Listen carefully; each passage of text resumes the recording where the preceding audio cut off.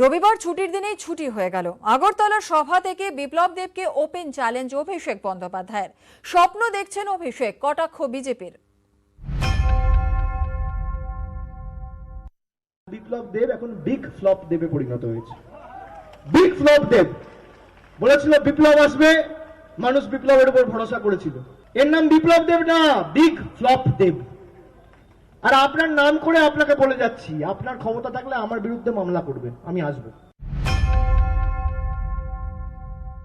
এই লোকটা যদি রাজ্য চালায়, রাজ্যের কি হাল হতে পারে আমি আপনাকে বলছি। একটা ক্লাবের প্রেসিডেন্ট হওয়ার যোগ্যতা নেই। এই লোকটা যদি মাথার উপরে থাকে তাহলে কি হবে? রাজ্য চলবে? এ তো বিন্তুক লোক। আগরতলার সভা থেকে ত্রিপুরার মুখ্যমন্ত্রীকে ওপেন চ্যালেঞ্জ। বিপ্লব দেবকে কড়া বার্তা তৃণমূলের সর্বভারতীয় সাধারণ সম্পাদকের। এত ভয় কেন? আরে আপনার বয়স তো আমার থেকে 20 বছর বেশি, আমার তো 33 বছর বয়স, 34 হয়নি। এত ভয় কিসের? বিপ্লব বাবু, আপনার রাগ আমার উপর। আপনি 144 আমার জন্য করুন। ত্রিপুরার মানুষ কি দোষ করেছে? কোভিড নীতিতে হঠাৎ বদল, তৃণমূলের সভাস্থল বদলের চেষ্টা। হাইকোর্ট থেকে নির্দেশ এনে সভা করলেন অভিষেক, আর সেই মঞ্চেই ত্রিপুরা থেকে বিজেপির বিদায়ের ডাক। আজকে রোববার দুপুর, ছুটির দিনে বিপ্লব বাবুর ছুটি হয়ে গেছে।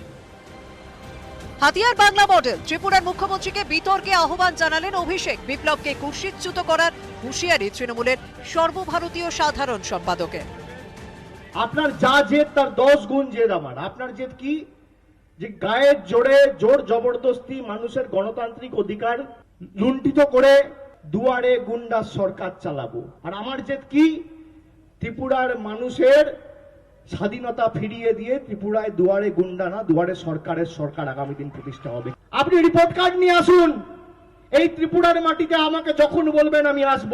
আপনি আপনার রিপোর্ট কার্ড নিয়ে যাবেন, আমি আমার রিপোর্ট কার্ড নিয়ে যাব। 10-0 গোলে যদি হারাতে না পারি, রাজনীতির আঙিনায় পা রাখবেন। বাংলা থেকে লোক, বাংলা থেকে নেতা, বাংলা থেকে কার্যকর্তা, মিডিয়া সব নিয়ে গিয়ে বিপ্লব দেবকে হারিয়ে দেবেন, স্বপ্ন দেখছেন। 25শে নভেম্বর ত্রিপুরায় পুরো ভোট, তারপর বিধানসভা নির্বাচন। রাজনৈতিক পর্যবেক্ষকদের মতে রবিবার সভায় সেই লড়াইয়েরই সুর বাঁধলেন অভিষেক। ক্যামেরায় জ্যোতির্ময় বসুর সঙ্গে আবির ঘোষাল, নিউজ 18 বাংলা। যত দিন যাচ্ছে কৈলাস বিজয়বর্গীর ওপর ঘৃণা বাড়ছে। নজিরবিহীন আক্রমণ তথাগত রায়ের। আরও বিড়ম্বনায় বিজেপি।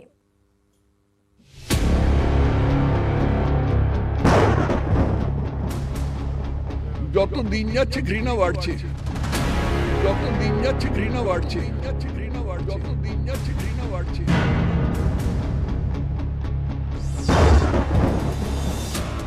কি গণধর্ষণের মামলা কিছুদিন আগে আবার জামিন তার বল? না না না, ওটা তো একটা এর মধ্যে হিমশৈলের চূড়া মাত্র। যত দিন যাচ্ছে ঘৃণা বাড়ছে। নিজেরই দলের নেতাকেই নজিরবিহীন আক্রমণ। রাজ্য বিজেপির কেন্দ্রীয় পর্যবেক্ষককে নিয়ে বিস্ফোরক মন্তব্য প্রবীণ বিজেপি নেতা তথাগত রায়ের। আমার কাছে যতদূর খবর আছে, কৈলাস বিজয়বর্গীয়র পশ্চিমবাংলায় আসার কোনো সম্ভাবনা নেই। আমার কাছে যতদূর খবর, কাগজে পত্রে থেকে গেছে এবং সেটার একটা ভুল ব্যাখ্যা হচ্ছে, তাকে নতুন করে করা হয়েছে, নিযুক্ত করা হয়েছে, সেটা ঠিক নয়। কখনো ছবি, কখনো চোখা মন্তব্য। 2রা মের পর বারবার কৈলাস বিজয়বর্গীয়কে নিশানা করেছেন তথাগত রায়। রবিবার সকালে বিজেপি রাজ্য সভাপতির সঙ্গে বৈঠকের পরে ফের বিস্ফোরক। অস্বস্তিতে বিজেপি। মাননীয় তথাগতদার মন্তব্য নিয়ে আমার কোনো মন্তব্য নেই। রাজ্য স্তরে যারা আছেন বা তার নিচের যারা লোক আছেন, রুলস রেগুলেশন ভায়োলেট করে সংগঠনের, সেক্ষেত্রে আমরা ব্যবস্থা নিতে পারি, কিন্তু তার উপরের যারা নেতা তাদের জন্য বা তাদের বিরুদ্ধে ব্যবস্থা নেওয়ার অধিকার আমাদের নেই। 2রা মে বিধানসভা ভোটে ভরাডুপির পর বারবার কৈলাস বিজয়বর্গীয়কে নিশানা করেছেন গেরুয়া শিবিরের প্রবীণ নেতা। গেরুয়া শিবিরের এক কর্মীর টুইট রিটুইট করে তারই ইংরেজি অনুবাদ করেন তথাগত। মমতা বন্দ্যোপাধ্যায়ের উদ্দেশ্যে তিনি লেখেন, এই বোকা বিড়ালটিকে তৃণমূল কংগ্রেসে নিয়ে নিন। বন্ধুকে না পেয়ে লোকটা হয়তো হতাশ। সারাদিন ধরেই এই দুজন খুব কাছাকাছি থাকতেন। গত সপ্তাহে আরও একটি টুইটে কৈলাস বিজয়বর্গীয়কে নিশানা করেন তথাগত। ভোটে ভরাডুবির জন্য বারবার কৈলাস সহ কেন্দ্রীয় নেতাদের বিঁধেছেন তথাগত। কখনো তারকাদের প্রার্থী করায় তোপ, কখনো আবার দলের কর্মীদের পাশে না দাঁড়ানোর অভিযোগে সমালোচনা। রবিবার সেই আক্রমণের ঝাঁজ আরও বাড়ালেন তথাগত রায়। যত দিন যাচ্ছে ঘৃণা বাড়ছে। ক্যামেরায় মনোজ কুমারের সঙ্গে অর্ণব হাজরা, নিউজ 18 বাংলা। আলমারির চাবি নিয়ে বিবাদ আর তার জেরেই স্ত্রীকে কুপিয়ে খুন, মেয়েকেও ছুরির কোপ, পরে 100 ডায়ালে ফোন করে দোষ কবুল। কেন ঘটলো এত বড় একটা ঘটনা? মনোহরপুকুর খুনের তদন্তে নেমে পুলিশের দাবি নেপথ্যে রয়েছে দীর্ঘদিনের অশান্তি। 12 নভেম্বর পর্যন্ত পুলিশ হেফাজতে অভিযুক্ত।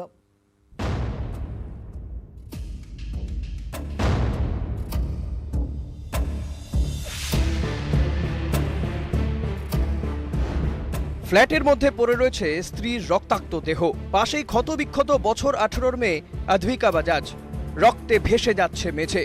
শনিবার রাতে মনোহরপুকুর রোডের আবাসনে ঢুকে শিউরে ওঠা এই ছবি প্রথমে চোখে পড়ে পুলিশের।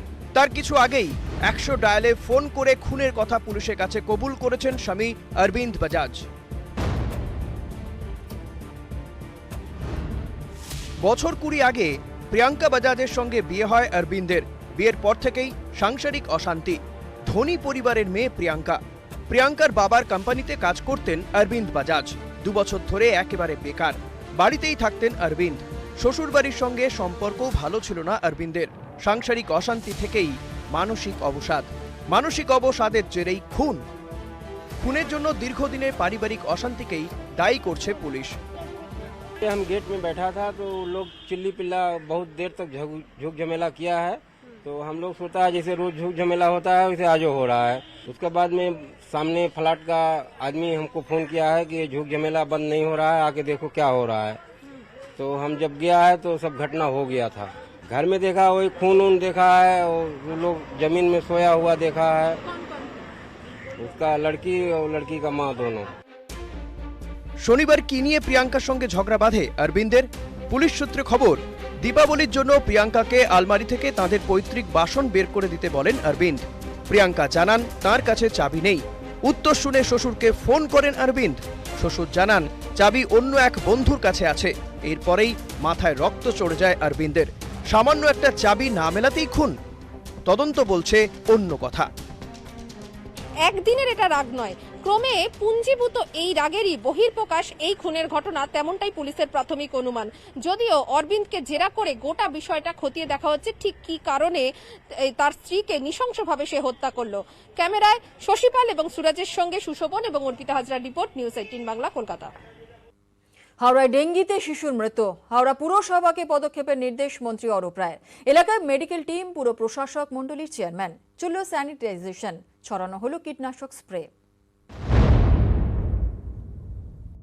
প্রথমত হাওড়া হসপিটালে দেওয়া হয়েছিল, তারপর ওখান থেকে রিসার্চ করে ওখানে দেওয়া হয়েছে ক্যালকাটা মেডিকেল কলেজ হসপিটালে। আজকে এই অবস্থা শুনছি, ডেঙ্গুই পজিটিভ ছিল। আলোর উৎসবের মুখে অন্ধকার ঘনালো হাওড়ার 24 নম্বর ওয়ার্ডের যোগেন মুখার্জি লেনের এই বাড়িতে। ডেঙ্গিতে কেড়ে নিল বাড়ির বছর 8 মেয়েটার প্রাণ। 21 অক্টোবর থেকে জ্বর রিয়া চট্টোপাধ্যায়ের। 23 তারিখ রক্ত পরীক্ষায় ডেঙ্গি ধরা পড়ে। 24 তারিখ ভর্তি করা হয় হাওড়া জেলা হাসপাতালে। 26 তারিখ নিয়ে যাওয়া হয় কলকাতা মেডিকেলে। এরপর রবিবার সকালে সব শেষ। এলাকাবাসীর দাবি, হাওড়া 24 নম্বর ওয়ার্ডে ডেঙ্গি আক্রান্ত অন্তত 25। ফার্স্টে আমার হাজবেন্ডে ধরা পড়েছিল, তারপরে আবার সপ্তমী থেকে আমার মেয়ের হলো। পুরো আবার ওই পাশের মানে পাড়াতে পাশের বাড়িতেও হয়েছিল। না, ব্লিচিং দিচ্ছে 2-4 দিনই যা এলো, তারপরে আর কিছু নেই। ডেঙ্গি রুখতে তৎপর পুরসভা ও প্রশাসন। প্রিপারেশন এটা খুব জরুরি। আমি কমিশনারকেও বলবো, আমি ডক্টর সুজয় চক্রবর্তীকেও বলেছি যে ইমিডিয়েট সমস্ত স্বাস্থ্য দপ্তরের অফিসারদের ডেকে মিটিং করে তাদেরকে রাস্তায় নামিয়ে দেওয়া। পুরকর্মীদের নিয়ে এলাকায় পৌঁছন হাওড়ার পুর প্রশাসক মণ্ডলীর চেয়ারম্যান সুজয় চক্রবর্তী। শুরু হয় কীটনাশক ছড়ানো ও স্যানিটাইজেশনের কাজ। ইতিমধ্যেই হাওড়া পুরসভা পুরো এলাকা স্যানিটাইজেশনের কাজ শুরু করলো। একদিকে ব্লিচিং ছড়ানো থেকে শুরু করে সব রকম জীবাণুনাশক কাজকর্ম শুরু হলো এলাকায়। আমাদের পুরসভার 100% দায়িত্ব নিয়ে কাজ করবে, কিন্তু একই সাথে আমি সাধারণ মানুষের কাছেও আবেদন জানাবো যে তারাও যেন একটু সচেতন হন। হাওড়ার মতোই ডেঙ্গি মোকাবিলায় তৎপর হলো দক্ষিণ দমদম পুরসভাও। ঢাক বাজিয়ে মাইকিং করে চলল সচেতনতার কাজ। দেবাশিস চক্রবর্তী ও অনুপ চক্রবর্তী, নিউজ 18 বাংলা। ছিল রুমাল, হয়ে গেল বিড়াল, অনেকটা ঠিক সেই রকমই ছিল জলাভূমি, হয়ে গেল বহুতল, একেবারে ভোজবাজির খেলা। আলিপুরদুয়ারের রামকৃষ্ণপল্লীতে বেআইনি নির্মাণের রমরমা কারবার, উদাসীন পুরসভা।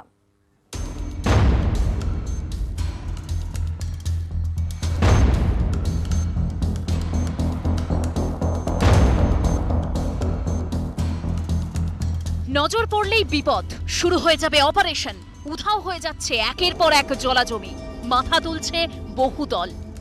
আলিপুরদুয়ারের 15 নম্বর ওয়ার্ডের রামকৃষ্ণপল্লীর সেই পুরনো চেহারা আর নেই।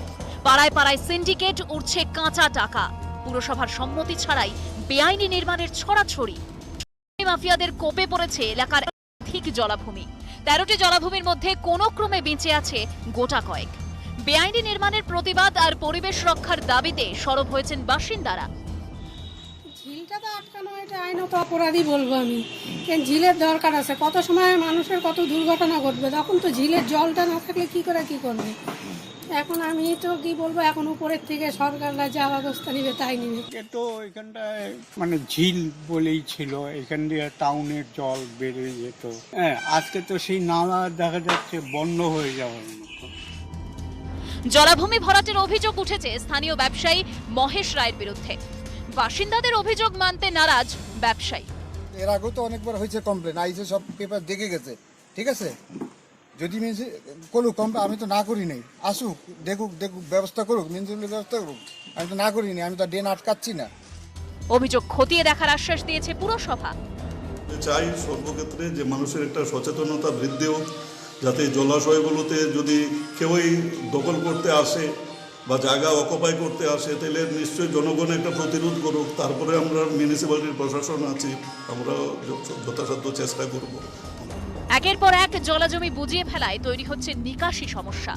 বর্ষার জল যন্ত্রণা বাড়ছে, বৃষ্টি থামলেও জল নামছে না, নষ্ট হচ্ছে পরিবেশের ভারসাম্য। পুরসভার কাছে সমস্যা সমাধানের দাবি জানিয়ে দরবার করেছেন বাসিন্দারা। আলিপুরদুয়ার থেকে রাজকুমার কর্মকারের রিপোর্ট, নিউজ 18 বাংলা। এসআরএম বিটিএম টিবার কিনলে আপনিও জিততে পারেন একটা ঝাঁ চকচকে নতুন ফ্ল্যাট।